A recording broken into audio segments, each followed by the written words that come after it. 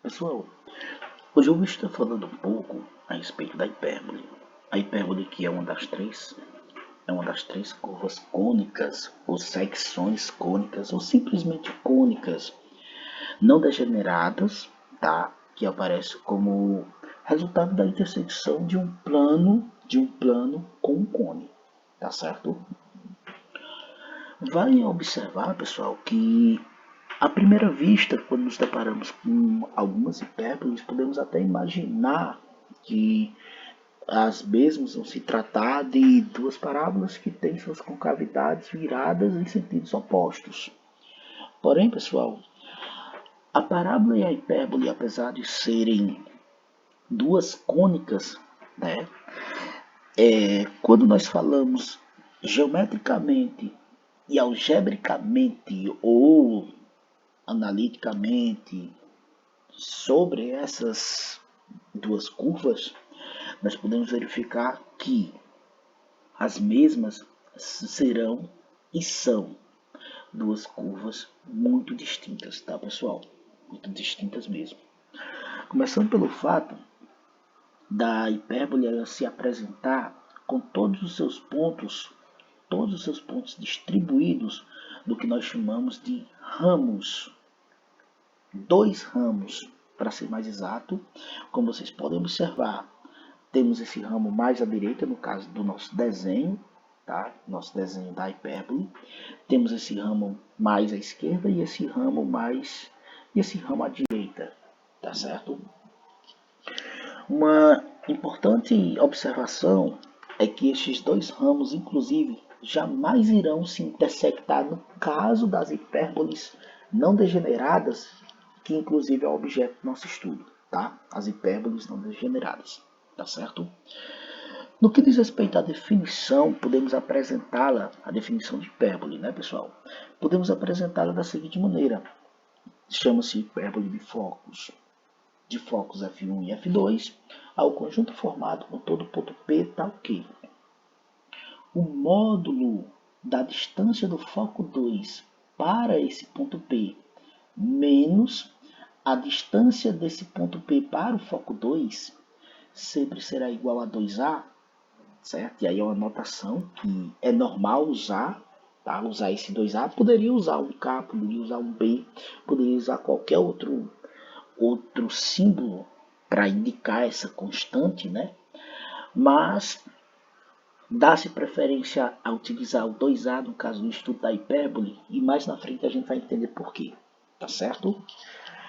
Onde esse 2A é uma constante real, né? É uma constante real positiva, e vale observar um seguinte detalhe: esse número 2A, certo? Essa constante 2A, ela é exatamente a menor distância entre os dois ramos, da hipérbole, certo? Essa distância aqui, ó, que é a menor que há entre os dois ramos da hipérbole, tá bem? Mas de repente alguém pode estar se perguntando aí, professor, mas o que exatamente nos diz essa equação que define a hipérbole? O que é que essa equação de definição da hipérbole está realmente nos dizendo? Vamos fazer o seguinte, pessoal. Vamos destacar aqui, né, o 2A, que é a constante que está sendo usada. Vamos supor que esse 2A seja 10, tá certo? O que é que nós teremos em relação à distância do foco 1 até o ponto P e essa distância do ponto P até o foco 2? Sendo que esse ponto P é um ponto qualquer da nossa hipérbole. O que nós poderemos verificar é o seguinte: se por acaso a distância do foco 1, olha só, a distância do foco 1 para o ponto P for igual a 10, a distância do ponto P para o foco 2 é o 20, certo? Por que o 20? Porque a diferença, né, entre essas duas distâncias sempre será igual a esse 2A que nós estamos supondo que seja o 10. E 20 menos 10 é o próprio 10. Aí, de repente, Alguém diz, e se o ponto estiver em outro canto? Se o ponto P for um outro ponto, né? Por exemplo, isso aqui, ó. Note que ele está um pouco abaixo agora, né? Ó, na nossa hipérbole. Vai acontecer a mesma coisa. Se por acaso a distância do foco 1 para o ponto P for 7, a distância do ponto P para o foco 2 será 17. Tá? Isso porque a diferença entre o 17 e o 7 é esse 10. Tá certo? Então sempre vai acontecer isso. Quando considerarmos um ponto P qualquer da nossa hipérbole e fizermos a diferença da distância desse ponto P para um dos focos, certo? Nessa hipérbole, considerando que esse 2A seja o 10, tá, pessoal? E aí, sempre que considerarmos qualquer ponto dela, a diferença entre a distância desse ponto, no caso P, para um dos focos e a distância desse ponto P para o outro sempre dará esse número 10. Bora ver um outro exemplo. Ó. Isso aí. Supondo, né, considerando que a distância do foco 1 para o ponto P, note que o ponto P agora é outro ponto, né? Não é mais nenhum dos dois que a gente tomou inicialmente. E a distância seja 28, tá? Essa distância seja 28. Logicamente que a distância do ponto P para o foco 2 obrigatoriamente será 18, porque 28 menos 18 é o número 10. Tá certo? Isso vai acontecer sempre que nós considerarmos qualquer ponto da nossa hipérbole. Ele vai manter sempre essa distância, esse valor constante. Tá certo? Esse 10 aqui, que no caso é o que nós estamos supondo que seja o valor do 2A. Tá certo? Ah, professor, mas se eu quisesse se no lugar do 10 fosse o 8, iria acontecer a mesma coisa. Uma distância menos a outra sempre seria igual a 8. Tá bem? Alguns elementos da hipérbole. Eu vou estar destacando aqui alguns elementos básicos. E para isso, logicamente, merece destaque, merece destacar, né? Nós precisamos destacar o desenho da hipérbole. E os primeiros elementos básicos que eu estarei apresentando para vocês, aliás, dispensa a apresentação, já que eles já estão definidos na própria definição da hipérbole, que são os dois focos, né? Os focos F1 e F2 da hipérbole. Vale a gente observar que a distância entre esses dois focos será chamada de distância focal, poderá ser denotada, e essa distância focal poderá ser denotada por essa notação aqui 2C, tá certo? Onde esse C, claramente, como estamos falando de uma distância, será maior do que zero, certo? Um outro elemento importante é a reta focal. A reta focal, que como o nome já sugere, é a reta que passa pelos dois focos da nossa hipérbole. Tá bem? Observemos que a reta focal ela vai intersectar a hipérbole nesses dois pontos A1 e A2, esses dois pontos que serão chamados de vértices sobre a reta focal da hipérbole. Tá certo? Continuando, nós podemos observar que entre os dois vértices sobre a reta focal A1 e A2, nós podemos destacar esse segmento que está na cor vermelha. Esse segmento formado entre esses dois vértices será chamado de eixo real, poderá também ser chamado de eixo sobre a reta focal, e em alguns textos o mesmo também poderá ser chamado de eixo focal da hipérbole.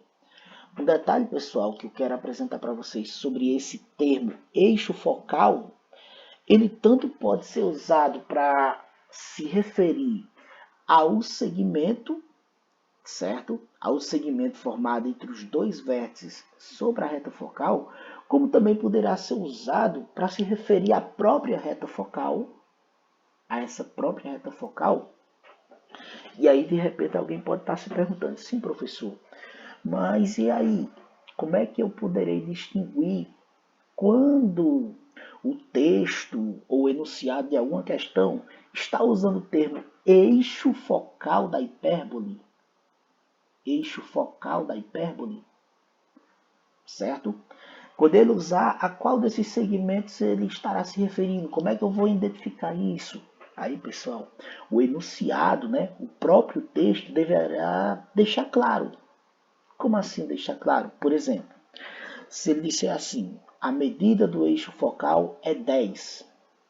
Pessoal, uma reta não tem medida, certo? Logo, quando ele disser a medida do eixo focal é igual a 10, ele não poderá estar se referindo à reta, porque a reta é infinita. Não se fala em medida de uma reta, em tamanho de uma reta. Logicamente, então, que nesse caso ele estará se referindo ao segmento formado entre os vértices sobre a reta focal A1 e A2. Tá certo?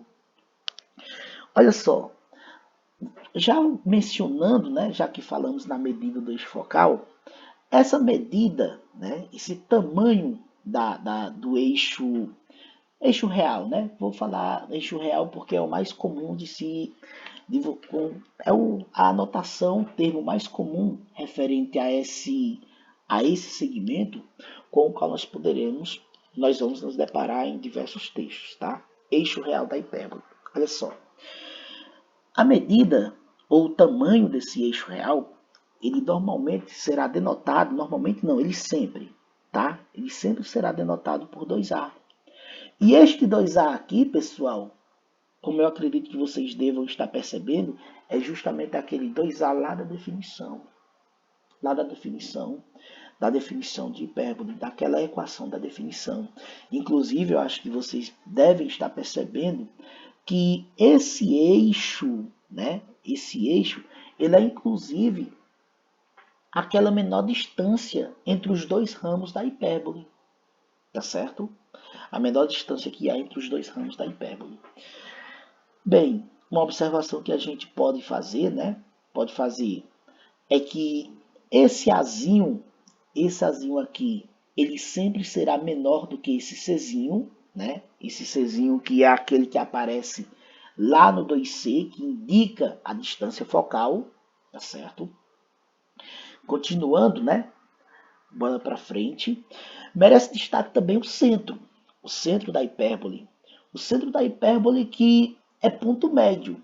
Tanto é ponto médio do segmento formado entre os dois focos da hipérbole, certo? E como a gente já viu, a distância focal, como a distância focal é 2C, né? Essa distância que vai de um foco para o outro foco é 2C, e o centro sendo o ponto médio desse segmento que vai do foco 1 até o foco 2, temos então que a distância do centro para o foco 1 será um Czinho desse aqui, né?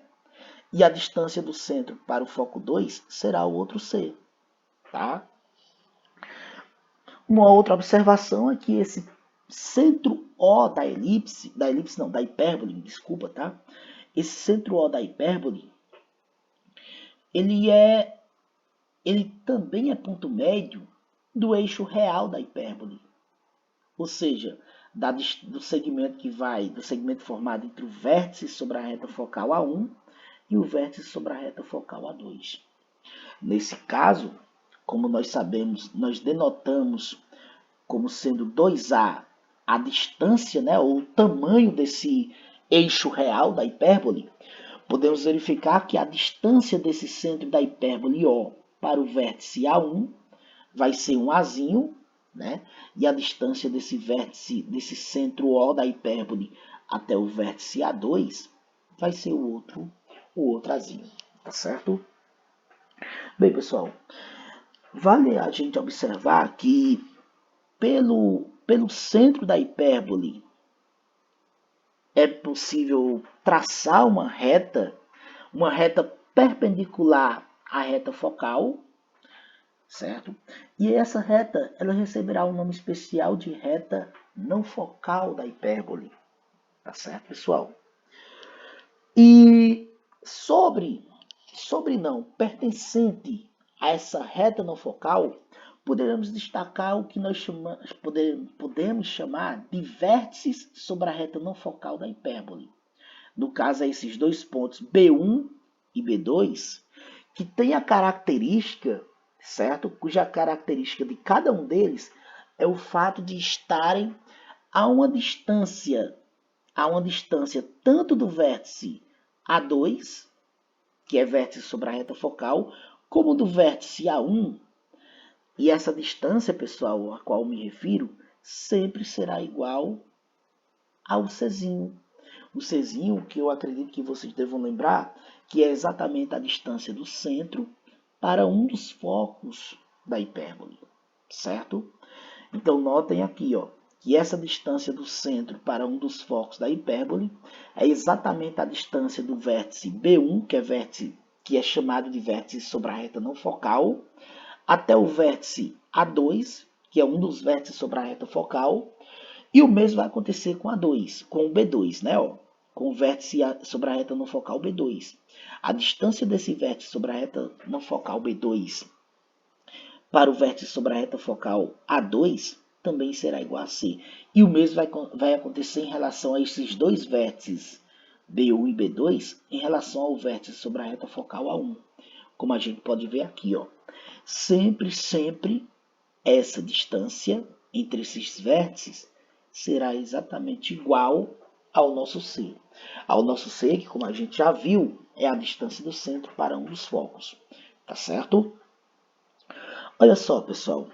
Ainda se tratando dos vértices sobre a reta não focal B1 e B2, nós podemos destacar o segmento formado entre esses dois vértices, e a esse segmento formado entre esses dois vértices, que inclusive eu destaquei em vermelho aqui no nosso desenho, ele receberá o nome de eixo imaginário ou eixo sobre a reta não focal, e ainda poderá ser chamado de eixo não focal, certo? Em qualquer uma dessas três formas de se referir a esse segmento, vocês poderão se deparar. O detalhe é o seguinte, é que o termo eixo não focal, a exemplo do que acontece com o eixo real e a reta focal, esse termo eixo não focal, ele tanto pode ser usado para se referir ao segmento, né, formado entre os vértices B1 e B2, como também pode ser usado para se referir à reta não focal da hipérbole. E aí, novamente, o texto aqui terá que deixar claro quando é que isto está acontecendo, tá certo? Vamos lá, então. Bem, pessoal, uma forma da gente representar a distância, né, o tamanho desse eixo imaginário, ou seja, o segmento formado entre os dois vértices sobre a reta não focal, esse aqui, uma maneira da gente denotar o tamanho dele ou a distância, né, será por meio de 2b, a exemplo do que a gente já vem fazendo, né? Estamos utilizando 2a, usamos o 2a, usamos o 2c e agora estaremos utilizando o 2b para representar agora a distância entre os vértices B1 e B2 da hipérbole. O detalhe, pessoal, que esse Bzinho aqui, ó, esse Bzinho, tá certo? Ele sempre será menor do que o valor de C, tá? Lembremos, né, que o valor de C, logicamente, é a distância do centro para um dos focos da nossa hipérbole, tá bem? Continuemos. Uma outra observação é que o centro também é ponto médio desse segmento formado entre os dois vértices sobre a reta não focal, tá certo? Logo, como a distância, né, ou a medida entre o B1 e o B2 é igual a 2B, está sendo denotado por 2B, então a distância do centro para o vértice sobre a reta não focal B1 será um Bzinho, e a distância do centro para o vértice sobre a reta não focal B2 será outro Bzinho. Tá certo? Continuemos então. Ainda sobre alguns elementos, né? Merece destaque o seguinte. Que os valores de A, de B e de C, vou destacar aqui, tá? Ó, e de C, são uma terna pitagórica. Como assim, professor? Lanterna pitagórica? Significa que essas três medidas satisfazem ao teorema de Pitágoras. E deve estar muito claro para vocês por que isso acontece. Porque quando nós destacamos essas três medidas aqui, ó, esses três segmentos, nós temos claramente a formação de um triângulo retângulo, é isso? Em que o C, que é a distância do centro até um dos focos, e também a distância de um vértice sobre a reta focal até um vértice sobre a reta não focal, esse C é a hipotenusa desse triângulo retângulo. E logicamente que o Bzinho e o Azinho, né, essas duas medidas, são os dois catetos, tá certo? São as medidas dos dois catetos. Consequentemente, pessoal, nós teremos então que, por Pitágoras, né, o C, essa medida C ao quadrado, será igual à medida de A ao quadrado, mais a medida de B também elevado ao quadrado. Tá certo? Continuemos então. Aqui é só para destacar para vocês que esse triângulo retângulo poderá ser formado, né, em qualquer uma das partes aqui, ó. Tá certo? Olha só, pessoal. Chegamos ao que nós chamamos de retângulo de base da nossa hipérbole. Tá? O retângulo de base da hipérbole nada mais é do que este retângulo que eu estou nomeando, estou chamando de P, Q, R, S, tá certo? Cuja a característica desse retângulo de base da hipérbole, é que os pontos médios de seus lados são justamente os quatro vértices da hipérbole, como eu acredito que vocês devam estar percebendo aí no nosso desenho, tá certo? Lógico, então, né, pessoal, que esta medida aqui, ó, esta medida é o Azinho, né, porque tem a mesma medida desse aqui, ó, tem essa mesma medida, não é isso? Esta daqui, ó, será o outro A, né? Observamos também que esta medida, ó, esta medida desse vértice Q, desse vértice Q aqui, ó, opa, deixa eu voltar lá. Essa medida desse vértice Q para esse vértice A2 será um Bzinho, né? Será um B. E a medida do vértice A2 para o vértice R será um outro B. Tá certo? Bem, e aqui está, né? Aqui está o que nós podemos observar, é que as medidas dos lados do retângulo de base são exatamente 2A e 2B, tá certo? Como a gente pode notar com essa nossa representação aqui. Olha, pessoal, uma importante característica do retângulo de base é o fato de, pelas suas duas diagonais, passarem essas importantíssimas retas que nós estaremos chamando de A1 e A2. Estas retas recebem os nomes de assíntotas, assíntotas da hipérbole. Ora, professor, mas o que é que essa reta tem de importante em relação à hipérbole? Um fato importante sobre as assíntotas, pessoal, é que a hipérbole, logicamente a hipérbole, ela vai se aproximando à medida que ela vai que nós formos observando o crescimento da hipérbole, certo? Já que ela é infinita, né? O crescimento da hipérbole, o que é que vai acontecendo? Essa hipérbole ela vai se aproximando das duas assíntotas, tanto da assíntota A1 como da assíntota A2. Ela vai se aproximando infinitamente dessas duas assíntotas, mas ela nunca chegará até qualquer uma delas, tá certo? O que faz com que a gente observe que essas duas assíntotas são duas retas que limitam a nossa hipérbole, certo? Limitam até onde irá a nossa hipérbole no sentido de aproximação da assíntota, tá certo? Bem, com isso a gente pode observar o seguinte, que, por exemplo, jamais existirá qualquer ponto da hipérbole nessa região aqui, ó, nessa região, né, definida pelas duas assíntotas, aqui, ó, ou nessa outra região aqui, ó, certo? Já que a hipérbole vai se aproximar infinitamente dessas assíntotas, mas jamais irá chegar nessas assíntotas, tá certo, pessoal?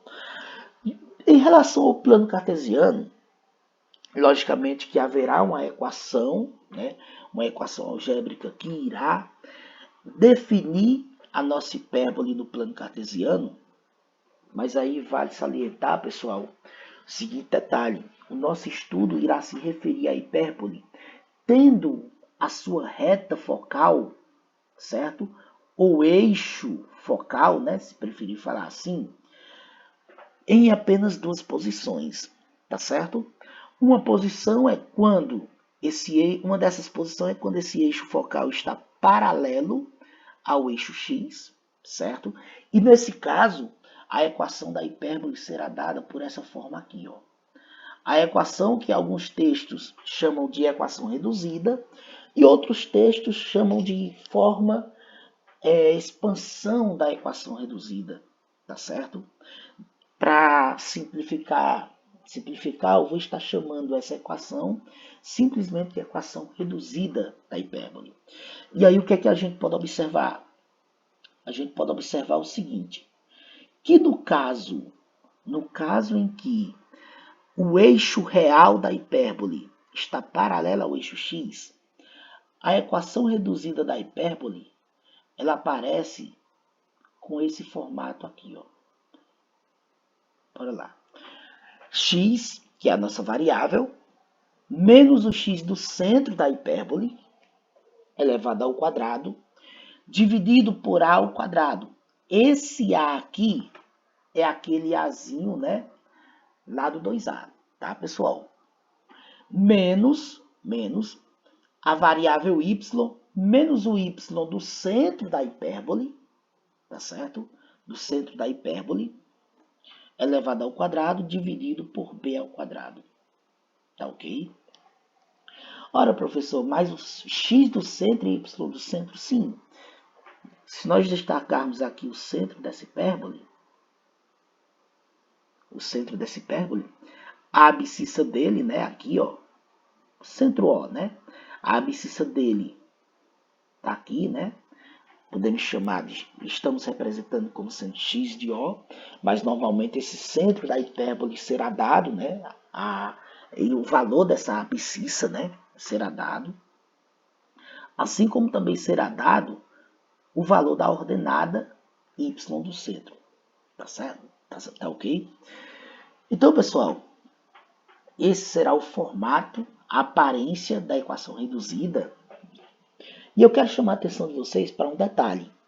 Notem que na equação reduzida da hipérbole aparece uma fração, né, cujo numerador, no caso em que a hipérbole tem o eixo focal paralelo ao eixo x, o numerador da fração positiva sempre será a variável x, e o denominador, a gente observa que o denominador dessa fração positiva é o valor de a ao quadrado, tá certo?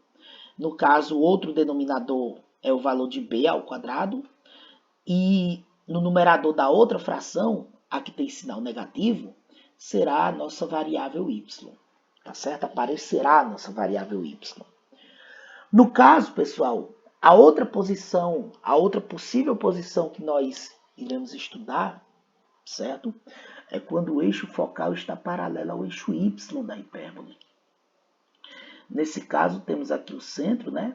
Umas coordenadas x do centro e y do centro, mas haverá uma pequena diferença em relação à equação reduzida da hipérbole nessa situação.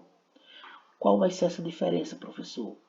É que na fração positiva, apesar do a ao quadrado ainda permanecer nessa fração, como denominador dessa fração positiva, a gente observa que a variável que aparece é o y, certo? a variável que aparece no numerador.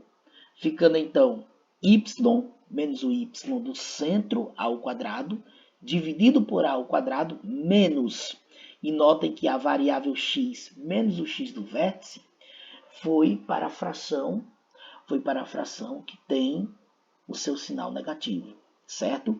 E tem, logicamente, como denominador o b ao quadrado. Tá certo, pessoal? Bem, pessoal, sobre hipérbole, isso era tudo que eu queria falar. Espero que ajude, né? Ajude a vocês entenderem melhor um pouco, entenderem um pouco mais sobre esse conteúdo, tá certo?